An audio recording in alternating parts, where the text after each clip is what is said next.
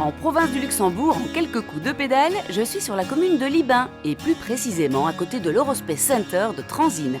Comment ne pas avoir la tête dans les étoiles? Le parc d'activité économique Galaxia est orienté spatial et accueille toutes les entreprises actives dans le domaine du spatial de manière très large.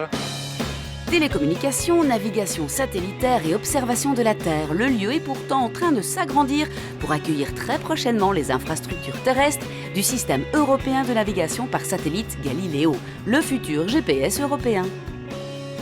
Que serait le patrimoine naturel de Libin sans le site de Kaolin?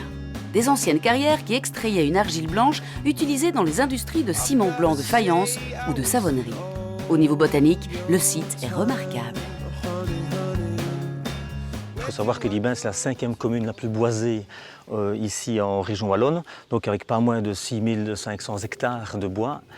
Et il faut rajouter 3500 à peu près de forêts privées, donc voilà, avec plus ou moins une équivalence entre les feuillus et les résineux.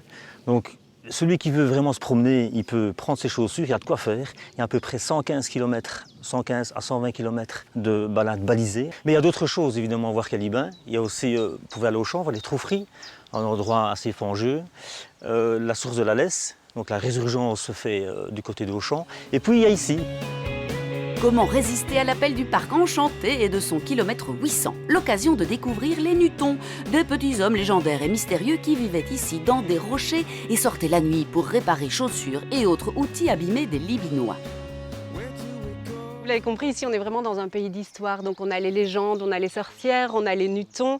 Vous avez aussi la sorcière Gypsine que vous trouvez à Redu. Et Redu justement c'est le village du livre. Et c'est dans ces livres qu'on va pouvoir retrouver toutes ces légendes. Il y a une trentaine d'années, il y a 3 bonhommes qui se sont rendus au Pays de Galles et qui ont découvert là-bas un village du livre. Ils ont ramené ce concept à Redu. Et justement, dans le village de Redu, on était au tout début de l'industrialisation et il y avait pas mal de granges qui étaient libres. Et depuis, on connaît le succès annuel de cette jolie foire aux belles histoires.